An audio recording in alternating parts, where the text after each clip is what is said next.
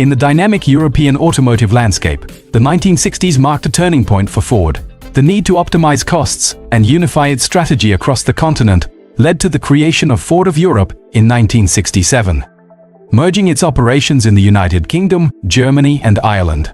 This consolidation gave way to an ambitious project to develop a new executive-class car that would combine the best of design and engineering from both sides of the Atlantic. The result was the Ford Granada, a model that not only sought production efficiency but also sophistication and performance. Throughout its generations, the Granada adapted to changing market demands, evolving from a stylistic hybrid to a benchmark in its segment, demonstrating Ford's ability to innovate and compete at the highest level in Europe. Welcome to a new video. Here you'll learn the story of the Ford Granada, so stay until the end. If you like this type of content, subscribe to our channel. It's free. Now let's begin. The birth of Ford of Europe and the quest for unification. The European division of the American company Ford, known as Ford of Europe, was created in 1967. It was the result of a significant merger that united the English branch, Ford of Britain, the German branch, Ford Germany, and the Irish branch, Henry Ford and Son Limited. This consolidation responded to a growing need for harmonization and efficiency within Ford's operations on the continent. Prior to this merger, Ford's European operations exhibited marked heterogeneity. The Cork, Ireland, plant focused on the production of economy passenger models, such as the Cortina and Escort, as well as commercial vehicles, such as the D-Series trucks and transit vans. However, the British and German branches focused on executive-class cars with higher prices and higher status. England produced the Zephyr and Zodiac models, while Germany developed the 7 family. While both models enjoyed a relatively stable position in the European mid to upper price segment, especially in Germany, they faced a common challenge. They were considerably outdated.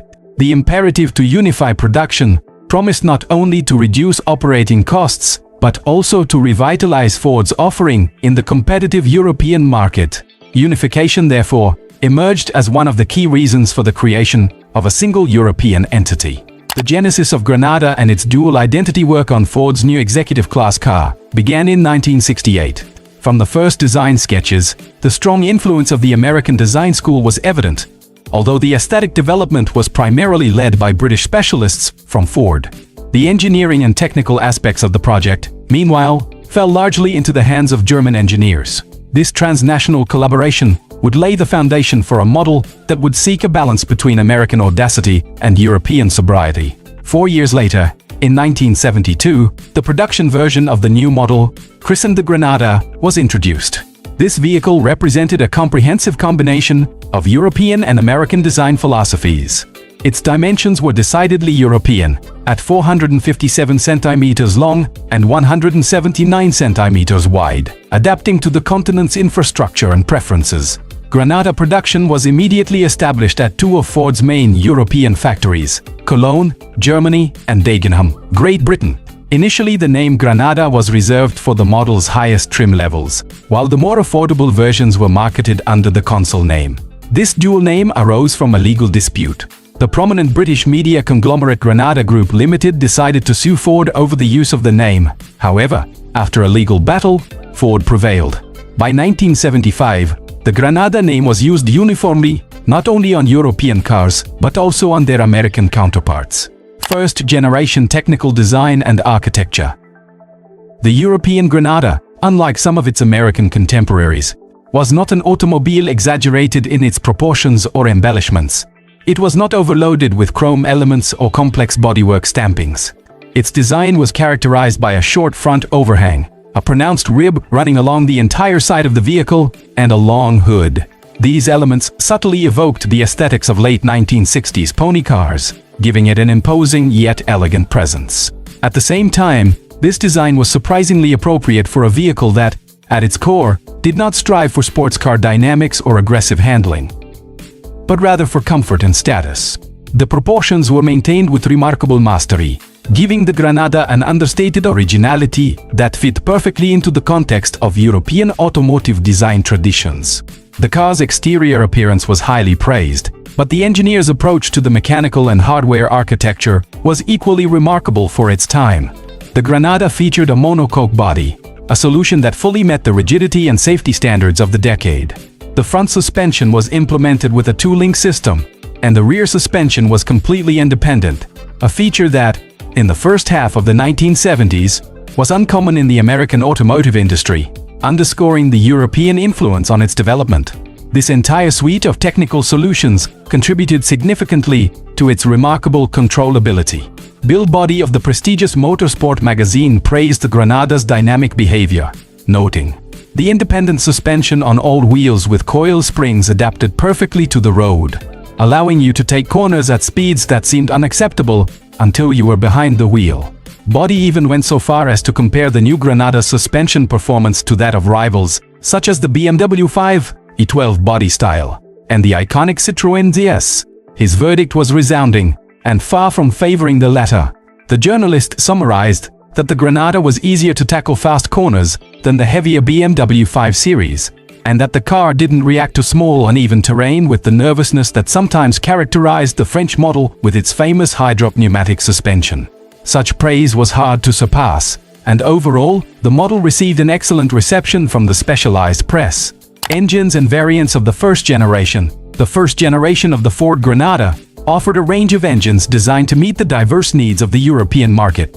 The two main configurations were engines from the SX family, a 2-liter carburetor-mounted overhead camshaft, V4, and a carburetor-mounted overhead camshaft, AUSCS, V6, available in 2, 5 and 3-liter volumes. The V4 engine was later replaced by a more modern inline 4. In its best versions, the V4 reached power outputs of up to 100 horsepower, while the top-of-the-range V6 engine reached 157 horsepower. Considering a vehicle weight of approximately 1,300 kilograms, 2,800 pounds, this power was more than sufficient for agile performance, appropriate for the era. As for transmissions, the Granada offered standard options that included a 4-speed manual gearbox and a 3-speed automatic. It was rear-wheel drive, a classic and effective configuration for a car in its segment. With this combination of design, engineering and mechanical options, Ford created a model for the European market that fully met the demands of its time. The Granada offered sensible driving characteristics, decent fuel consumption for its class, elegant handling, and an excellent design that distinguished it. The first generation of the Ford Granada was produced in a variety of body styles to appeal to a wide audience: the practical station wagon, the classic sedan, and a stylish fastback coupe. Additionally, the sedan and coupe models were offered as an option with a vinyl roof lining, a popular styling feature in the United States at the time. However, unlike the American trend, the Granada was never factory-fitted with V8 engines, not even in throttled versions for the European market. This decision contrasted with some of its competitors, such as GM's Opel Diplomat Generation B, which was also built with a distinctly American aesthetic and did offer a V8-powered version. In 1974, a significant milestone marked the history of the Granada. Ford acquired the renowned Italian Ghia design studio. From that moment on, the 4 letters Ghia became the designation for the Granada's most luxurious trim levels. These versions were distinguished by their own radiator grille and a sumptuous interior, which included high-quality velour seat upholstery and significant wood trim, heightening the model's perception of luxury and sophistication. Between 1972 and 1977, the Ford Granada proved to be a commercial success, with more than 500,000 units rolling off assembly lines in Germany and Great Britain. Its reliability and performance made it very popular, not only with private buyers but also with taxi companies and various government agencies, such as the police, who valued its robustness and roominess. The second generation evolution and continued success. The 1978 model year marked the launch of the second generation of the Granada, a model that sought to expand in all directions to consolidate its market position. The car grew in size, reaching 472 centimeters in length, making it 10 centimeters longer than its direct rival, the BMW 5 Series of the time. A team of engineers dedicated extensive efforts to improving comfort levels, focusing on smoothness of the ride and the quality of noise and vibration insulation in the cabin. The engine lineup also underwent significant changes. The SX V6 family was replaced by the more modern and efficient Cologne V6 family. The most powerful unit in this new range was a 2.8-liter engine with mechanical fuel injection, developing 160 horsepower. Additionally, a 5-speed transmission became available as an option. improving performance and efficiency. Another milestone in the model's life was the cessation of car production in the United Kingdom, despite the stable demand for the Granada in that country. Production was moved entirely to the Cologne, Germany plant, which had sufficient capacity to meet global demand for the model. Unfortunately, with the launch of the second generation, production of the Granada coupe bodywork ceased, limiting body options to sedan and estate. Responsible for the exterior design of the second-generation Granada was Filippo Sapino, a highly successful designer who had worked at Ghia until the late 1960s and later at Pininfarina Tat. It was Sapino who contributed to the creation of such exceptional concepts as the Ferrari 512 Speciale and the Abarth Scorpione. Under his direction, the second-generation Granada completely departed from the Americanized styling of its predecessor, adopting an emphatically more European aesthetic. Absolutely simple, without a single striking detail, seeking to ostentatiously capture attention. It was in essence exactly what the European market demanded for an executive-class buyer who valued sobriety and functionality over design extravaganzas. The ostentatious chrome radiator grille of the first generation gave way to a black plastic one in the second, which even on the top-of-the-range Ghia versions was not painted in body color until the 1981 facelift. The update also saw revised rear suspension kinematics, an onboard computer appeared, and the list of additional options on the more expensive trim levels was significantly expanded. For example, the Granada Ghia X Executive version, produced specifically for the British market, was equipped with a premium Connolly leather interior, a full power package that included a sunroof, heated seats, and air conditioning as standard. Among the most important achievements Ford implemented in the second-generation Granada, the possibility of choosing from an almost infinite variety of trim levels stands out, capable of satisfying any customer request. From the taxi version, powered by a 1.6-liter 4-cylinder Pinto engine with 64 horsepower and a robust cloth interior, to the fuel-injected Ghia X with its 160 horsepower engine. The latter, while not quite on the heels of luxury giants like Jaguar, competed on equal terms with renowned models from Rover and BMW. Even in price, the Granada offered a lot of car for more than reasonable money, making it a very attractive value proposition. It is worth mentioning that the Ghia Studio, despite the presence of the corresponding logos on the Granada's upper trim levels, the Altair concept and commercial success even so, the Ghia Studio, under Ford ownership, once attempted to make its creative contribution to the Granada lineage.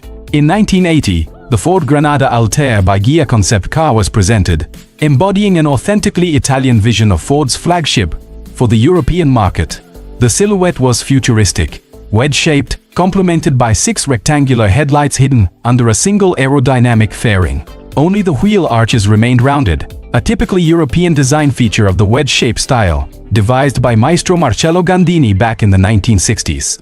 The Altair concept proved to be much more aerodynamically efficient compared to the factory Granada, with a drag coefficient that was reduced from 0.44 to an impressive 0.35. Similar to the Citroën CX of the time. Under the hood was the most powerful engine in the range. A 2.8-liter, 160 horsepower 6-cylinder. Unfortunately, such a bold and radical approach didn't fit with the design and production ideology that Ford Europe's management advocated for the Granada. Manufacturing such a visually striking and highly tuned car would have been difficult to justify from a financial and market perspective. The only Altair built was stored in a Ford warehouse for more than 2 decades and was finally sold in 2002 for a surprisingly low price for a concept car. $18,000. Although the Altair's bold design never made it into production, the second-generation Granada was a resounding commercial success, even surpassing its predecessor. While nearly 505,000 units of the first generation were sold between 1972 and 1977, between 1978 and 1984, the second generation reached an impressive 919,000 units. Its main market competitor, the Rover S-Don, for example, sold only 303,000 units in the same period, underscoring the Granada's dominance. The model was a true success for Ford. The third generation Granada transforms into Scorpio by the mid-1980s. Despite the Granada's continued success, Ford management decided it was no longer viable to continue producing it in its existing form. The automotive market, both in Europe and America, was undergoing a seismic shift. Aerodynamics were taking over, inexorably transforming cars into sleek, fluid shapes, often described as soap dishes on wheels. One of Ford's most successful models in Europe that embodied this new aerodynamic trend was the Ford Sierra, launched in 1982. This mid-size family car served as the basis for the development of the new full-size business-class model, the Ford Scorpio, which made its debut in 1985. Initially, the Scorpio was offered only as a 5-door hatchback. However, in a strategic move for the British Isles and Ireland market, the Scorpio went on sale as the third generation of the Granada. This meant that, for consumers in those countries, the Granada name remained the same, even though the car was in essence a completely new model. Furthermore, while in previous generations, the top-of-the-range Granada trim level was the Ghia. In the third generation, the flagship Granada Scorpio model was positioned even higher, although this hierarchy was fully consolidated in 1991. At its launch, the model was available with either the reliable Pinto inline-4 or the Cologne V6. The most powerful version of the latter produced 150 horsepower from a 2.8-liter displacement. In 1990, Ford introduced a high-performance version, the Ford Granada Cosworth, equipped with a 2.9-liter, 24-valve V6 engine developing 200 horsepower Tata. This engine was capable of accelerating the car from 0 to 100 km per hour in just under 8 seconds, offering sporty performance on par with its competitors. Between 1985 and 1989, all-wheel drive versions of the Granada 4x4 and Scorpio 4x4 were produced in very limited numbers. These models featured a planetary center differential that distributed engine torque in a ratio of 34 to 66% to the rear axle, improving traction and control in a variety of conditions. Although automotive journalists were delighted with these versions, buyers did not adopt them en masse. Despite the fact that the Ford model cost approximately 30% less than an Audi 200 Turbo Quattro, a direct rival in the all-wheel drive luxury segment. A distinctive and innovative factor of the new Scorpio and Granada was that they were the first European cars to be equipped with anti-lock braking systems, ABS, on all trim levels, a cutting-edge safety feature for the time. Overall, the third-generation Granada, also known as the first Scorpio, was an excellent car. For a more than reasonable price, it offered not only a design that was advanced for its time, but also a spacious interior that could be packed with comfort and luxury options, on par with the most renowned representatives of the German executive class. It was for these qualities that the model was awarded the title of Best European Car of 1986. In the same competition that year, the prestigious Mercedes Benz E-Class only managed third place, which speaks to the impact and recognition of the Scorpio Granada. The third generation of the Granada proved to be a worthy successor to the first two. In Ireland and the United Kingdom, more than 265,000 units were sold over a 10-year period. The total Granada and Scorpio production during the same period was approximately 850,000 units, consolidating their market success. The decline and end of a legacy, however, despite these achievements, the end of the Granada Scorpio's history was not so glorious. In the first half of the 1990s, Ford began implementing a strategy of global unification of its product line. As part of this new policy, the decision was made to discontinue the Granada name and sell the Scorpio in the British Isles. The Scorpio was radically updated in 1994, under the same name as in mainland Europe. This second Scorpio, however, was a resounding sales failure. General criticism and public perception were aimed directly at its controversial design. It was the target of ridicule and epithets, using some of the most offensive descriptions in the automotive world. It was described with expressions such as stupid grin, stupid expression on the face, droopy nose, sluggish eyes, repulsive and ridiculous headlights, a radiator grille that resembles a fish's mouth, fat sides, reptile grin, and even, in one cruel comment, driving a milk truck would bring more respect in a traffic jam.